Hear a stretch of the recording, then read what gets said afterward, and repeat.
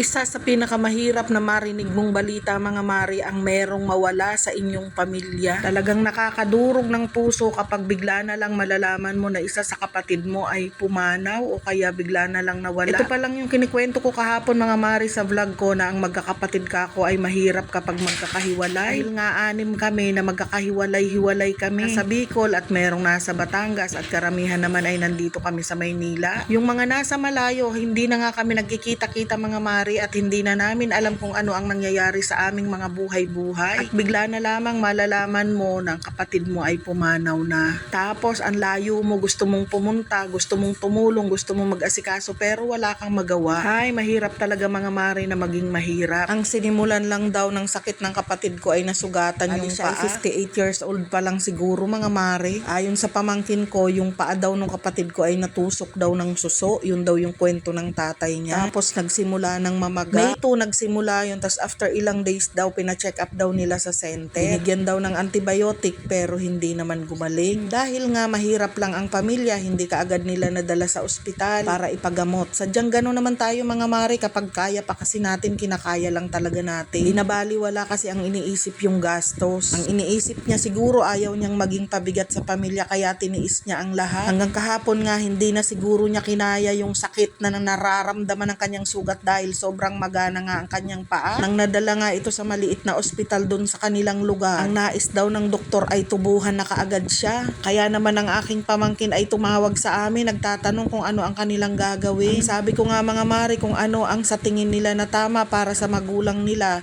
sila ang kailangang magpasya, hindi ako. Kailangan sila. Pero kung ako nga ang tatanungin mga mari, ayaw ko talagang palagyan ng tubo kung ako lang, kasi mga mari wala namang assurance na makakasurvive. Pero bandang huli sinabi din ng ospital na yun na kailangang mailipat sa mas malaking ospital ang kapatid ko dahil nga daw kulang sila ng aparato. Kaya nailipat nga nila sa General Hospital mga mari ang aking kapatid. Pero hindi din naglaon, nawala rin ang aking kapatid, pumanaw na din. Nung tumawag ang kapatid ko kagabi bago kami matulog, talagang iyak siya ng iyak. Sobrang awa ko nga sa pamangkin ko mga mari pero wala akong magawa dahil nasa malayo sila, malayo kami.